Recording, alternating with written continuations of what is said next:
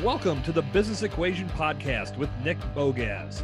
Nick went from working 5 jobs and over 90 hours a week to building a multi-million-dollar, internationally known pizza enterprise. He never stops. He refuses to fail. There's power in his pen, and today, there's power in his mic. Strap in as Nick solves another equation that will guide you towards success in your practices. Now, here's your host, Nick Bogacz. Thanks for joining us on episode number 59 of the Business Equation Podcast. I'm Nick Bogacz. You can always check us out on nickbogacz.com, Twitter, Facebook, Instagram, anywhere they play a podcast. Rate us, review us, and share it. Today's guest is a great one. Erik Bergman made over $50 million before turning 30 by co-founding a marketing company and taking it to the stock exchange with a $200 million valuation. He's a fantastic guest. He really gets into what it takes to become wealthy. And just a humble person. You're going to hear that, all his words all the way through. I think you guys are really going to enjoy this. I know I enjoyed the conversation. It's got a great take on business, great take on life, and really, we're going to get right into it. So without further ado, Erik Bergman.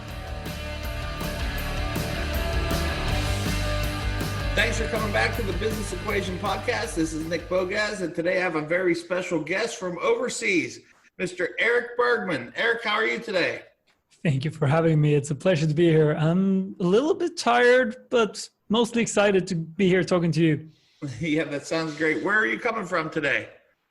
I'm in Europe, in a teeny tiny country named Malta, south of Italy, just off the coast of Sicily.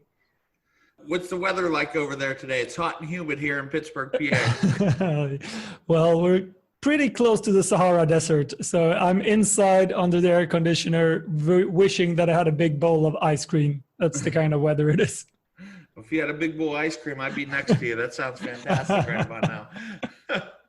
We're really excited to have you, Erik. Anytime that we can get a guest on that's created wealth, we find that important to be able to go ahead and share that with our listeners. But more important, what you're doing with your wealth. And I think you'll be happy to get into that. So really excited to have you on the show today. Could you just take us through who you are, what you do, and how it all works for you? Sure. So in very short, I'm an entrepreneur from Sweden, been living in Malta for the last 10 years. Started my first advanced business venture as a 4-year-old, going around singing to my neighbors each and every day to get some coins and candy. And ever since then, it was more my brother's idea. He realized that, hey, I can take this cute younger brother and we will get some change. Ever since then, he had a lot of business ideas. We sold bread, we sold lottery tickets, we collected a lot of cans and glass bottles for bringing them back to the store and get a few cents each. And I started companies 13 years, failed over and over, succeeded for the first time in my 20s, built together with my childhood friend Emil, we built an online marketing company in the gambling industry. Started that in 2012 and took it to the stock exchange in 2016 with a $200 million valuation. So I made a big paycheck there and didn't really find the happiness and the fulfillment that I was hoping to find with that. So since then, I've been kind of soul searching, realizing that, okay, there's got to be something else to this. So a couple of years ago, I got very involved with charity and trying to find meaning, and found a lot of meaning through that. So now I'm starting over, building a very similar gambling marketing company, but where 100% of the profits are going to charity. So we're building it in a very different way from the first time. So when you talk online gaming, that's been a very big thing recently in the States over here. It's just starting to really pick up. The laws have really loosened up. Could you get more into what exactly your first company was and kind of what you do? Yeah, so my previous business was called Catena Media, and it's basically a trip advisor for the gambling industry. So you could come to one of the biggest sites is askgamblers.com. And they have collaborations with 1,000+ casinos, give you best offers, bonuses. If you have a dispute with one of the casinos, for example, you could come to Ask Gamblers and they will help you solve that dispute by bringing up whoever has the right or wrong case with the customer support and help out with everything that has to do with gambling, basically. Is gambling big in Sweden? It's huge in Sweden. It's always been very big in Sweden. Yeah, that's kind of interesting.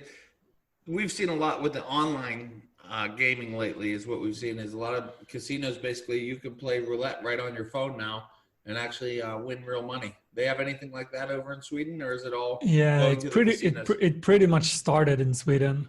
The entire online casino trend got really big in Sweden very early. So some of the first online casinos were Swedish. In 99, I think the first ones started to take off. And then some of them got big. Some of them had a lot of staff. And all of those people working for the gambling companies realized, hey, I can do this myself. So there's been a big casino boom in Sweden over the last 10, 20 years. So almost half of the online casinos in Europe are one way or another connected to Sweden. Oh, wow. That's interesting. So how about your brother? Does he still do business with you?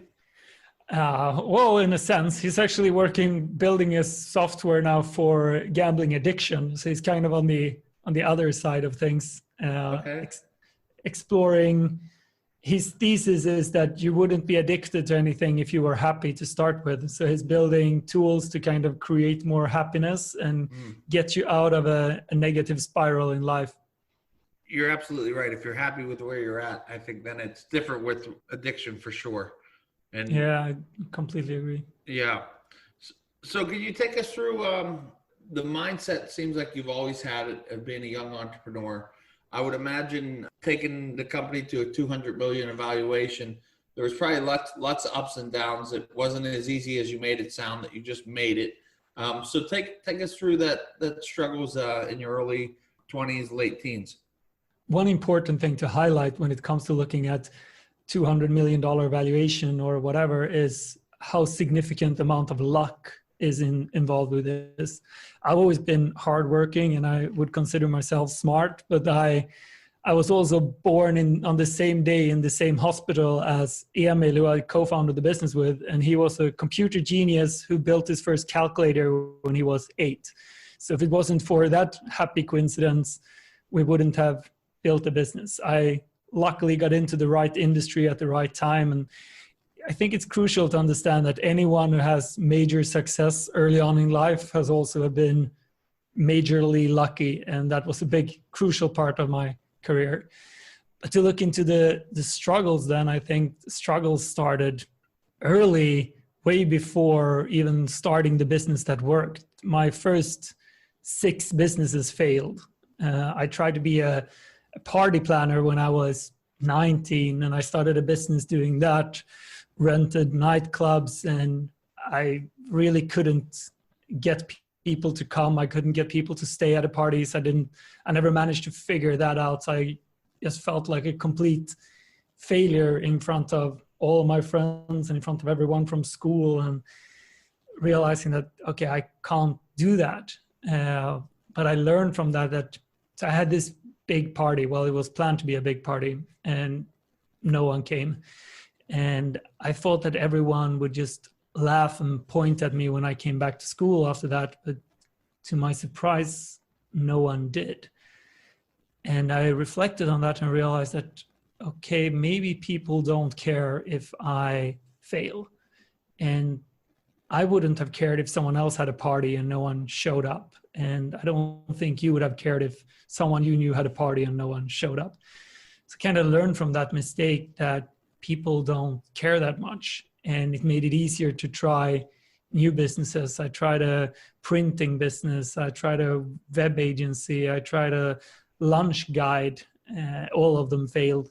So the struggles came more from the first 5, 6 failed businesses, and then number 6 just happened to take off. So it's been many struggles on the way. So you believe the failures gave you the success?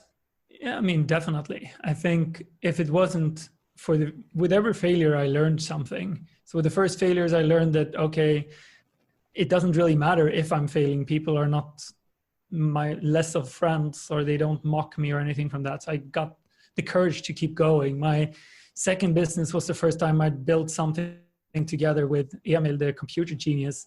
And even though that idea didn't work out, I realized, hey, I really want to work with Emil, and I keep doing things with him.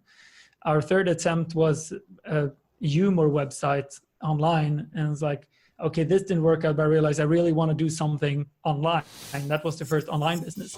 So every missed attempt kind of gave me a little bit more direction for the next one.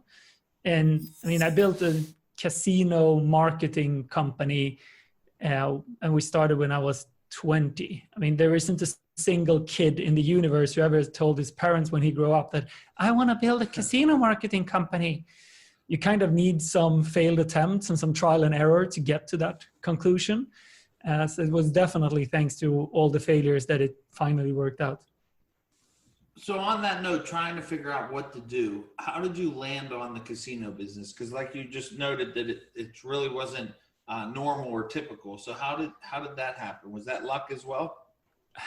Yeah, I mean, in a sense, it was coincidences at least. So when I was 16, I borrowed my friend's calculator in a math class, and he had a poker software on his calculator. So I started playing poker instead of doing math in school. And I fell in love with that game. So I went and bought a poker kit, and we started playing poker in between all the classes and in all the classes where the teachers didn't pay enough attention. And I got really, really good at playing poker. So at age 18, I started playing poker professionally online. Well, I started playing when I was 17 with a fake ID. And I got really good playing poker. And by poker, when you start playing poker professionally, you pay somewhere between $2,000 and $10,000 a month in different fees. And if you have the right connections, you can get part of that back from the poker room.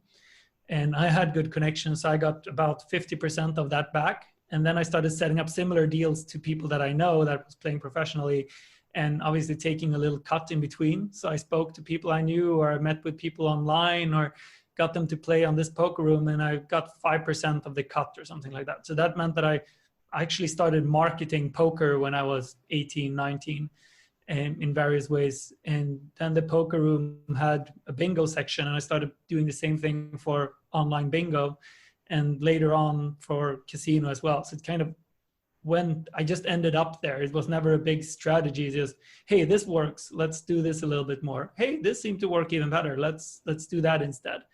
And just continuously adapting into something. And I believe that's how you end up with the best ideas. It's really hard to come up with a great idea. So I think you start with one place, you adapt a little bit, you get somewhere else, you adapt again. And that was the entire journey. I would never just have come up with the idea. I think that's important too, because I think a lot of times young entrepreneurs or somebody trying to get a business idea, they start to think, what does the market need? Where can I create something? But I think that your point and kind of my point with the pizza, it's just like, hey, what are you good at? And what do you really enjoy and you're passionate about? And how can you take those talents and really multiply them? And that's kind of what you did too. You already were in the poker scene, and you saw an opportunity and really capitalized on it. Is that kind of correct? Yeah, definitely. I completely agree. You need to enjoy it, and to actually, I mean, a very common question that I get from young entrepreneurs is like, how do I find my passion? And it's like, you're not going to find your passion. You need to start with finding things you're interested in. And once you're interested, you need to engage with it. You need to get to know other people who are interested in it and build on that interest. And over time, interest plus engagement turns into passion. But you're never going to just randomly fall into something and feel passionately about it from the first day. Yeah, I think you're right. A lot of times people are just worried about the end goal, the money, and not realizing that if they really get involved with something that they actually enjoy and then figure it out, that's the money will come afterwards. It's almost an afterthought. Yeah, and you can't make a lot of money if you're not having fun with it. I don't believe True. You can. Maybe if you're a hedge fund manager or something, but I don't think you get to that point if you didn't enjoy the analysis and the things first. Yeah, funny enough, we had a hedge fund manager on at one point during our podcast, and he had mentioned that it wasn't fun, and he said that he didn't really well, brought great returns, but he went on to do other businesses instead because he said he really didn't enjoy it, which was, I thought, kind of interesting. So I'm guessing that at least he enjoyed. Wouldn't be fun. I'm guessing that he at least enjoyed math and stuff before. Some point along the way, he enjoyed things. Otherwise, he probably wouldn't have ended up there. I think you can, if you have this drive to please a father figure or something like that. So you're coming from that type of energy, or you really want to prove yourself, then I think you can work hard enough to be successful in anything. But I think if you're fighting against someone who's driven by joy and passion, that person have endless energy, and you're not going to beat someone who loves what they're doing. Yeah, that's exactly it. So how about now? So you left your company. Were you in Malta before you? Yeah, I've been here 10 years. I left that company in 2017. Okay. And then you took a little bit of time off and then decided to do your start over. Is that kind of fair to say? Yeah, kind of how it happens. We took the company to the stock exchange on my 28th birthday. And on that day, I sold shares for about $15 million and fulfilled all my financial goals and dreams that I've ever had. And I was super happy, I just danced around all day and celebrated with champagne and oysters and whatever you're supposed to do. And then like 2 weeks later, I woke up and I felt sick, and I had a fight with my girlfriend, and I realized I'm just not as happy as I thought I was going to be. So I realized, okay, I've solved a lot of my financial problems, but I haven't solved any of my relationship problems. I had spent the last couple of years with a bottle of whiskey next to my bed because I was working so much that I couldn't fall asleep in the evening if I didn't drink. So obviously I had neglected my health to a large extent. And I realized, like, okay, there's got to be more to life than this. And I started getting myself out from my business. I was still a major shareholder and involved with various ways, but I realized that I'm not going to find happiness here.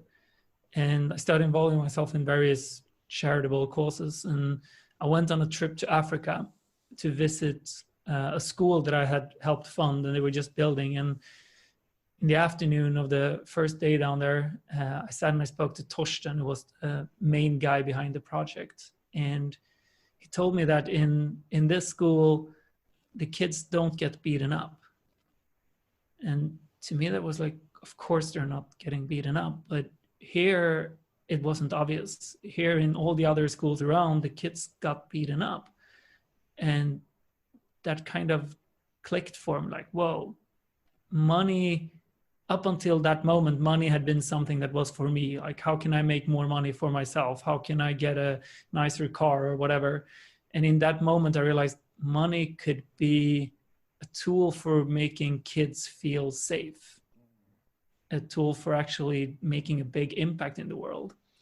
So that kind of changed my perspective on everything. And I got involved with lots of different charity organizations and tried to do good in many different ways. But I realized pretty soon that I'm not good at building schools in Ghana. I'm not good at dealing with malaria and mosquito nets. I'm not good at trying to stop trafficking. I don't know anything about those things. But I'm really good at building businesses, and I'm really good with casino marketing. So instead, I decided to build a new casino marketing company, but giving away all of the profits to these various wonderful organizations who are much, much better than I am at doing good. So that's kind of where that idea came from. And it started about 2 years ago.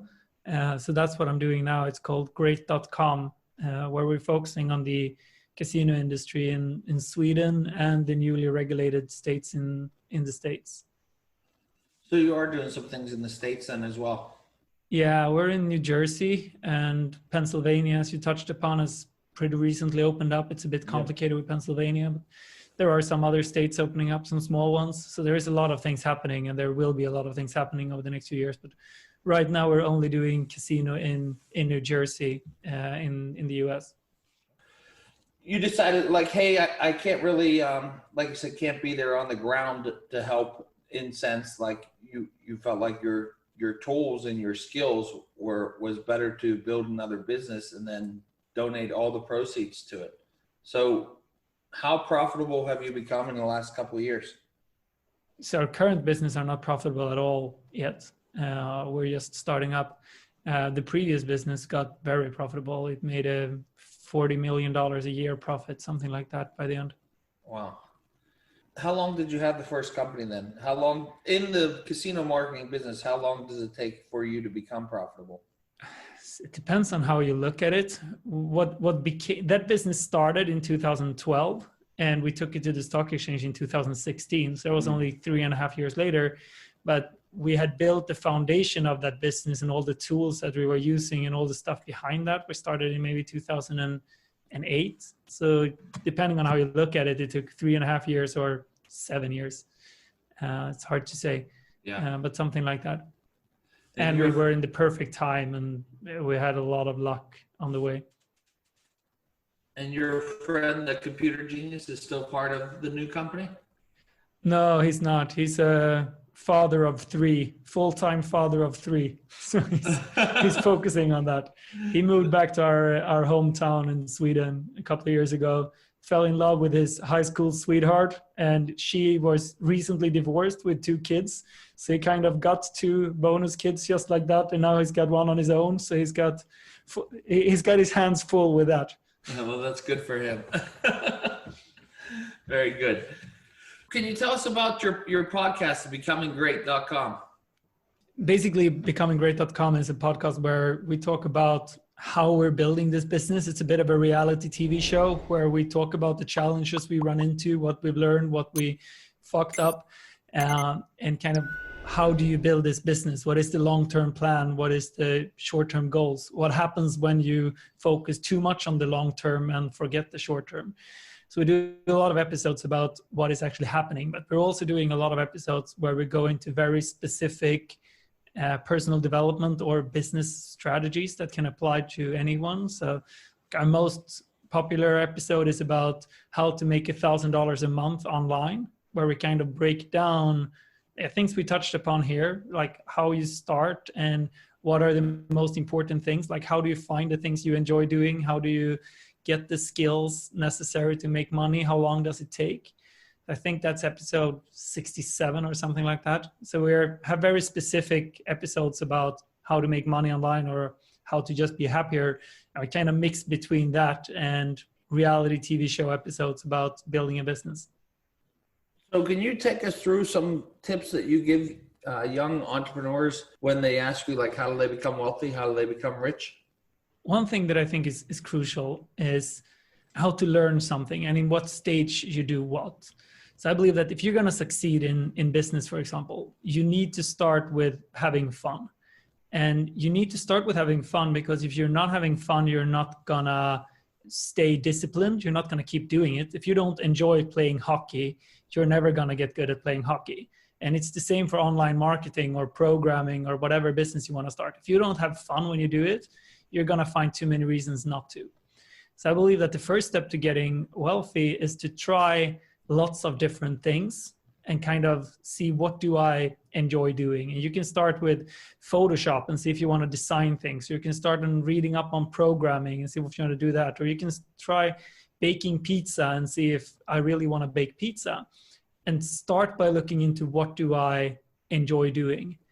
And first, after you find that thing, you want to start looking at how can I learn more about this? How can I get better at this? Regardless if that is making different kinds of pizza or figuring out how to get better at Photoshop. Like the next step should always be to learn more about it. Because if you're having fun with something and you're learning about something, you don't need to make money yet. Because, I mean, you got a really good hobby that you're getting continuously better at. And fun and learning is value enough. And the third step, I believe, should be how can I do this and add value to other people? Maybe you start an Instagram account about pizza making and you just share with people how you're making pizza and your favorite recipes. Or you start doing things like where you do Photoshop stuff for free for people you met on social media. You just start adding value to other people. Because once again, if you're having fun, you're learning and you add value to other people. Now you're really making something and you're starting to get places. And just here at the fourth step, you start thinking about how can you make money from this? Because once you learn and you have fun and you add value, there's going to be ways of making money. The problem is that pretty much everyone tries to jump to step 4 directly. And if you don't make money in the first couple of months, then you're not having fun, you're not learning, and you're not adding value to other people. You're going to have so many reasons to give up. But you will never give up if you have fun, you're learning, and you add value. So I believe that the crucial thing here that people do wrong is that they start by looking at the outcome, as you touched upon before. They start thinking about, how can I make money? And when you start there, you're never giving yourself enough time to get good at what you're doing. You're just gonna give up. And it's also common to see that when people start making money, it's easy to forget about the fun, it's easy to forget about the learning, and it's easy to forget about how to add value. And then you stop enjoying it, and you might find reasons to give up once again. So I believe that it's always better to earn less and still have fun, learn, and add value than it is to earn more. Because if you do, you will keep going, and soon enough you will earn more money because you get better and you will add value to more people. So this is like one concept where I believe is crucial to understand if you want to be successful, but isn't spoken about a lot, and because people want to make money quickly. One typical thing that we could touch upon in a podcast episode. Do you mentor people as well? No, I wish I had time for more stuff like that, but I don't have more or less any one-on-one conversations with anyone. Instead, I try to create content like podcasts and doing interviews where thousands of people can hear it at the same time, because it simply takes too much time to do mentoring. Yeah, no, I agree. I just was curious kind of which focus you were on. How long have you been doing the podcast? So we started the podcast a year and a half ago, something like that. I think we've done 70, 75 episodes, one a week for roughly a year and a half. Wow, that's great. And do you have any guests on, or is it just yourself? It's just me and another Emil. So not the same Emil, the computer genius, but Emil, a poker genius. I got to know through poker 10, 12 years ago. And he is like the smartest guy I've ever met. And he's a complete nerd in terms of learning personal development and business skills and how to pick up women, like all kinds of stuff. He's just nerding into topics, learned so much about it, and just passionately curious guy. So we have a lot of fun during these episodes together. It's always the two of us deciding what topic to talk about, deciding how to structure each episode, doing the research. So we don't have any guests. It's just the two of us having fun. So he has a science behind picking up women? Yeah, among other things. He has a science behind everything. He's building system. He's ridiculously intelligent. He's the kind of smart person that you just want to punch in the face because he figures everything out long before you do. He's that guy. It's a good guy to know. Yeah, but he is always making at least me feel inferior when it comes to learning stuff. I'm always slower than him. So what kind of personal development do you get into, and was it different than what you were into before? Was there a certain point in your life that you got into personal development? So one big shift in my life came. So let's go back in time a bit, and I'll share a story. I'm sitting in this locker room, and around me is just yellow stone walls, and I got my head covered in my hands, just sitting there, and everyone around me is screaming, "You are gay! You are gay!" And I'm 9 years old, and that's probably the worst thing you can call a 9-year-old boy. And this is my team around me, and they were just not nice to me growing up. And I never managed to understand what I did wrong. I never figured out why I couldn't have friends, and I was lonely for most of my childhood and growing up. And a couple, 5 years ago, something like that, 4 years ago, I read a book called King, Warrior, Lover, Magician. And it was a pretty crappy book, but it was one page in this book that described the character that they called the know-it-all trickster. And it was about male psychology and how immature males interact. And this page just described childhood and teenage me perfectly. Like a person who tried to be a know-it-all, a person who spoke a lot, didn't listen much, a person who made fun of other people, and was kind of my way of interacting with others. And I realized when I read that page, like, I was a really douchey kid. And I hadn't figured that out until I was 27. And looking back, I can see the reason that other kids were mean to me was not bad luck. It was that I was a really shitty kid. That was my way of interacting. I never learned anything else. And that became a big like aha moment for me, realizing that, okay, I was lonely during my childhood years because I didn't really know how to socially interact well with other people. And that became a moment when I started reading up on this and realizing that, yeah, if your parents haven't taught you social skills, there is simply no way for you to be good with social skills. And if your parents doesn't have many friends and not big social group, they probably don't have much social skills either. And their parents probably didn't have much social skills. So you kind of have to learn on your own, and school doesn't teach you how to interact with other people. So I got very much into social skills a few years ago and started reading, among other books, like How to Win Friends and Influence People by Dale Carnegie, which is great book. I wish that everyone in the world read that book 5 times. So How to Win Friends and Influence People. And I just saw him. That book is basically a guidebook on how to interact with other people in a friendly manner and make friends and just interact. And I could see that I did pretty much everything wrong that this book recommended. And I started changing all of my behaviors and got great results. And then I read another book called Nonviolent Communication by an author named Marshall Rosenberg, which is a lot less known, but even more powerful. So what How to Win Friends and Influence People does is that it gives you the guide of how to turn anyone you meet into a friend. And what nonviolent communication does is it turns any friend into a deep and meaningful and real relationship. So suddenly I managed to get really deep connections with other people that I had struggled with my entire life. And it was to a large extent thanks to these 2 books. So that's been a very crucial part of my personal development over the last few years, is like, how do I apply these things? How do I learn these things? How do I get comfortable with these things? And today I have more friends than I have time with.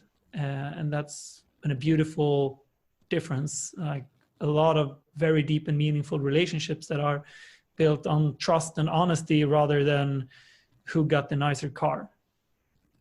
Do you still find yourself reading a lot? In periods. Right now I'm reading a lot. I've been reading ridiculous amount of hours the last few days, but it comes and goes, definitely. But I like reading. And when you started to discover the social skills, did it happen overnight, the relationships, or was it kind of like you mentioned reading the book 5 times, which I always think is interesting, because I always say a lot of people will try and just read a bunch of books, and I always say find the ones that really meant something to you and reread them. You know, I think that makes a big difference. Can you talk about like, you know, the times that you read it, like you find that you're in a different place when you reread it, so you get different information from it? So what I did, I took a lot of notes when I read this book, and I put the notes in my phone in an app called Anki. And what Anki does, it's that it brings up one note at a time that you have put into it. And you get to answer, do I remember this or do I not remember this? And if you remember the note, it will come back further into the future. And if you say you don't remember it, you will get the same idea again tomorrow and kind of ask yourself, do you remember this? So instead of just taking notes and putting them away somewhere on the computer or in some notebook, you get them into this habit. So if you just pick up this app every day, you're kind of creating an eternal memory. So that's what I did with this book. I took each and every concept from this book, where one concept, for example, could be meet people with a big smile. That's something he talks about. Like, smile is a genuine way of greeting people. And if you smile, other people smile back. And that was like a note that I put in my phone. So every time that note came up, I asked myself, okay, have I been smiling to people when I've been meeting them lately? And if the answer was yes, then I put it into the future. And if the answer was no, then I took the note back so I got it the day after again. So I did this every day for 2 years. I looked to these notes every day and I asked myself, am I applying this concept? Am I applying this concept? Am I applying this concept? And if I felt that I haven't been using it, then I needed to remind myself. And if I felt that I have been using it frequently, then I put it into the future. So I only read the book a few times, but I read the notes more or less every day for several years. I definitely just went ahead and downloaded Anki. We'll see how that works for me. I think, you're right. There's a lot of times where you read something, but if you're not taking notes and if you're not still continuing to learn from it, then, it's probably just as good as just sitting on the bookshelf. It's when you actually put it into use. So I think that was a good point there for sure. Yeah, definitely. So where do you find your day to day? How do you spend most of your day? So my days are very different from each other. I like to build in a few basics that are crucial for me. One thing is sleep. So I kind of start with sleep. I put my computer away, my phone away, and I don't watch TV after 8:00 almost every day. I put it in flight mode and everything because I want to start winding down. So I play guitar, I listen to music, or I read books or listen to books, and I hang out with my fiance or go for a walk. And I do this more or less every day. I do nothing after 8.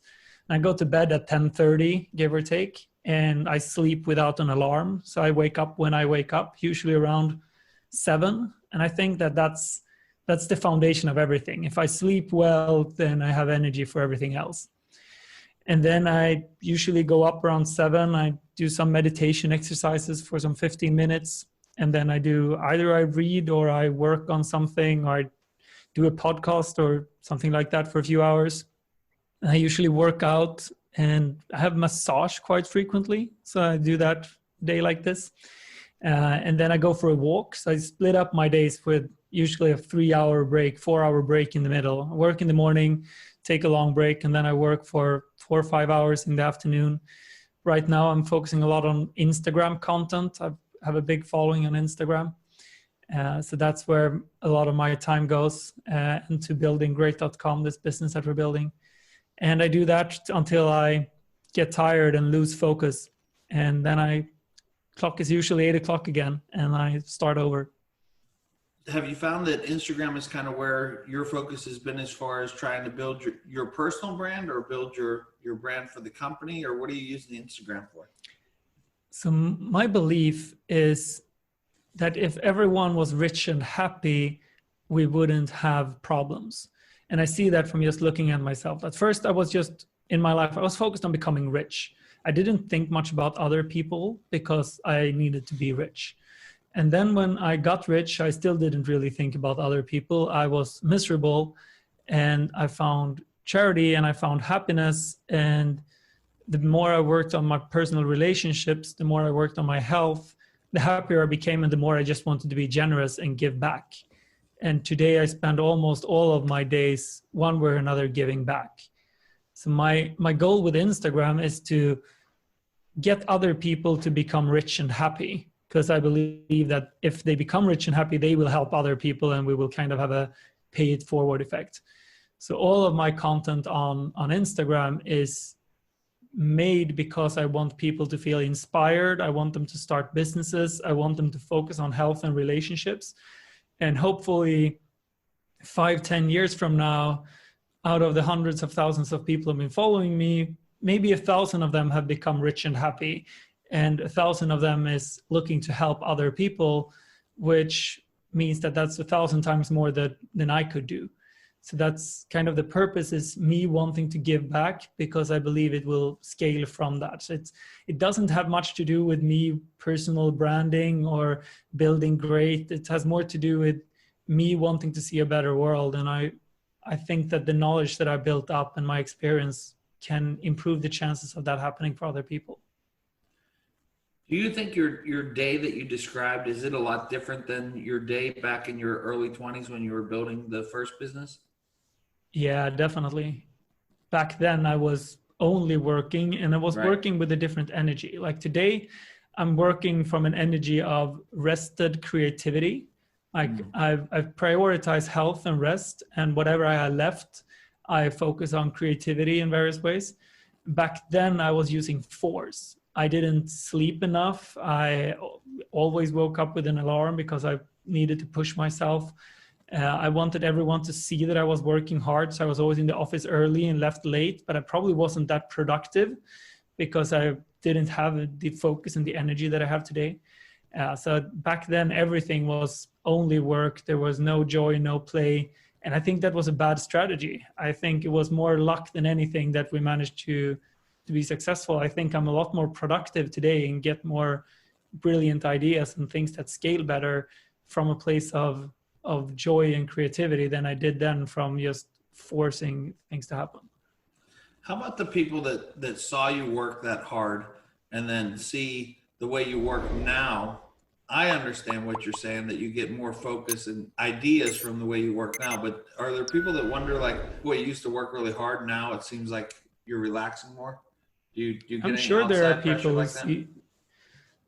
I don't listen much to other people's perspective on like that. I listen to people who have gotten to places where I want to be, and not so much to people who haven't. And I don't think that anyone who have accomplished the things that I'm dreaming to accomplish would struggle to understand what I'm saying.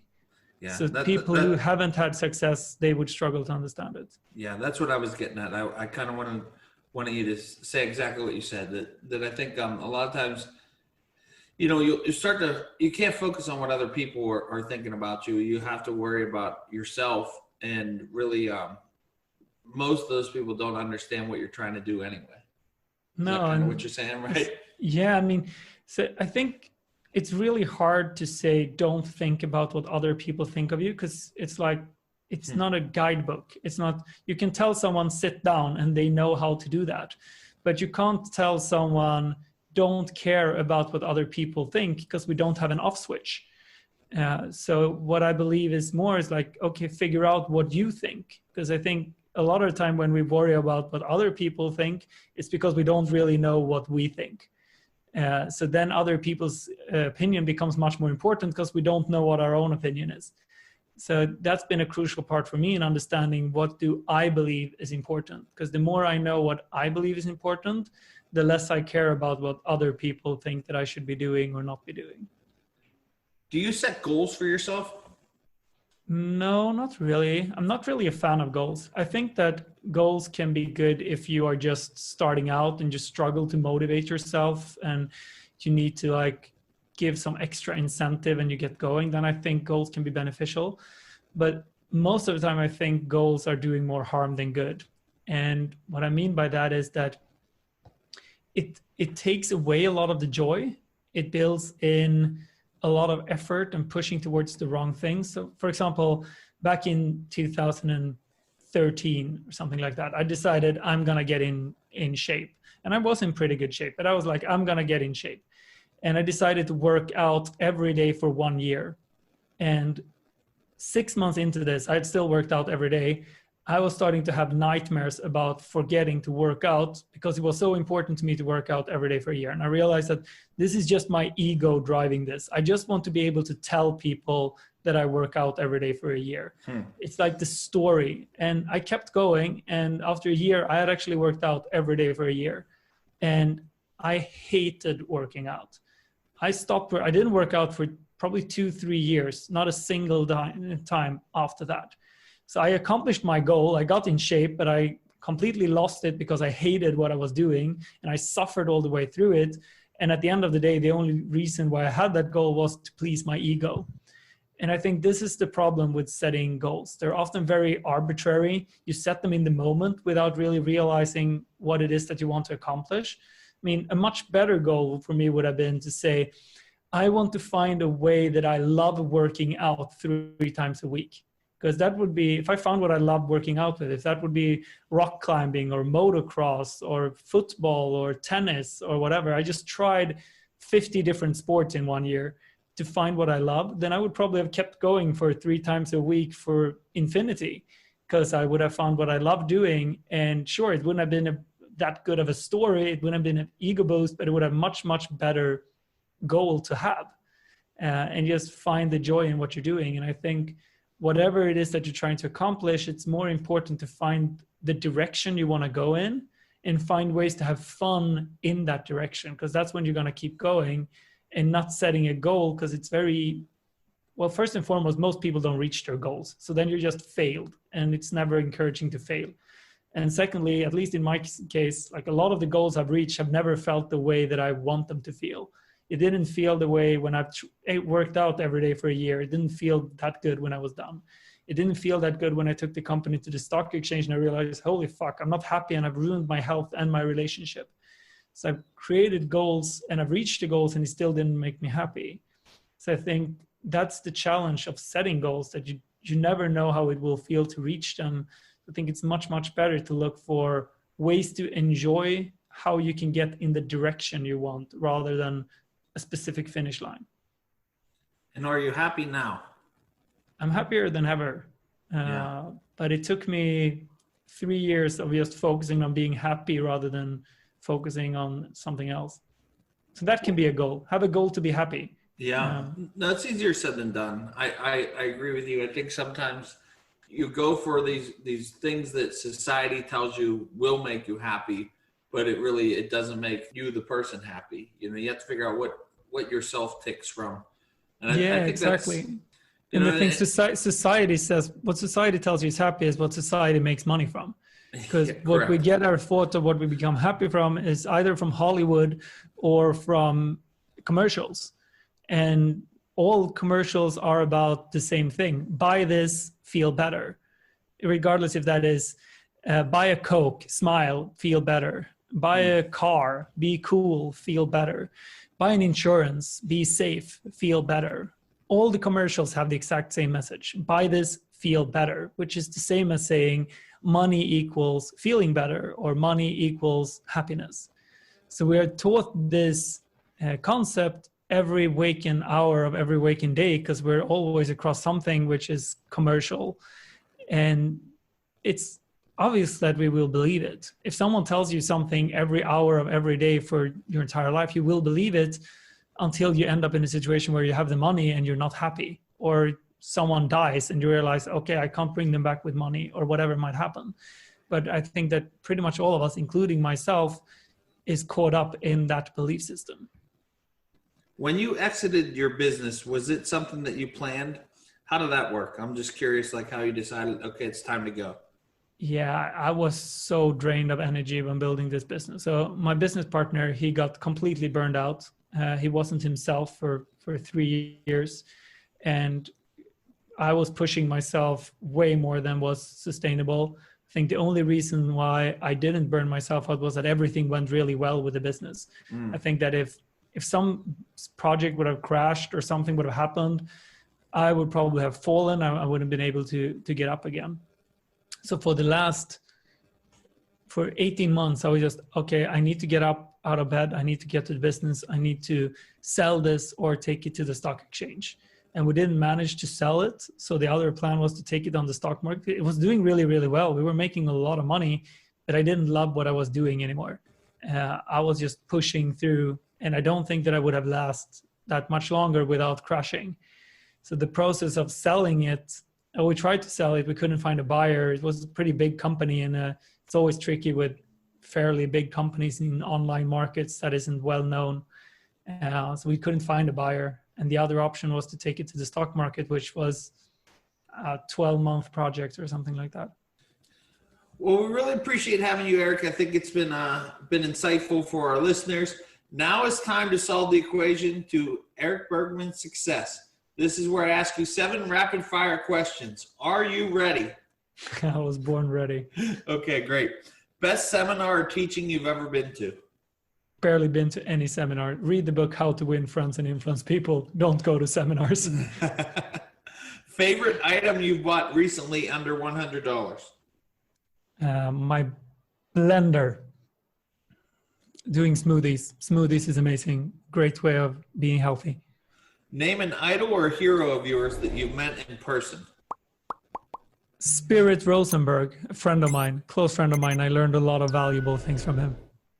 I think we know the answer to the next one. Favorite book to give as a gift. How to Win Friends and Influence People. Yeah, Yes. that is one of my favorite books. It really is. Definitely top 3 for sure. Something you do every morning before you brush your teeth. Yeah, almost every morning I do a 15-minute meditation routine, which is very tailored towards feeling happiness and gratitude. I focus my thoughts a lot on what I appreciate and what I want to appreciate in the future and what I appreciate about my fiance and stuff like that. Your personal mantra or favorite quote? What else could this mean?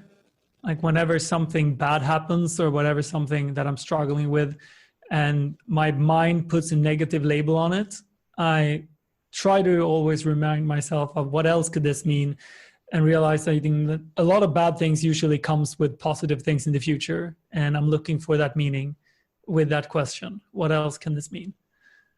Place you go to decompress and reset. The forest. In Sweden, we have a house by the forest, and I just like going around the lake there and enjoying the smell of the forest. Erik, thank you very much for being on the show today. Really appreciate it. Thank you for having me, Nick. My pleasure.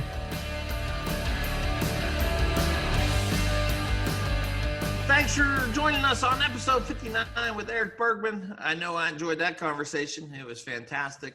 Sounded like a guy who's just loving life, not always, but now he's definitely loving life. I think that's important. You got to really get to the root of things. And as you heard, the root of it for him is he's right. Everybody just wants to be loved. I think that was a great conversation. We hope you guys got something out of it. And check us out on the next episode. We're going to have Zach Omar on. Zach is the CEO of the Atomic Wing Company. I was really excited to get another restaurateur on the show. I really enjoyed the conversation with him.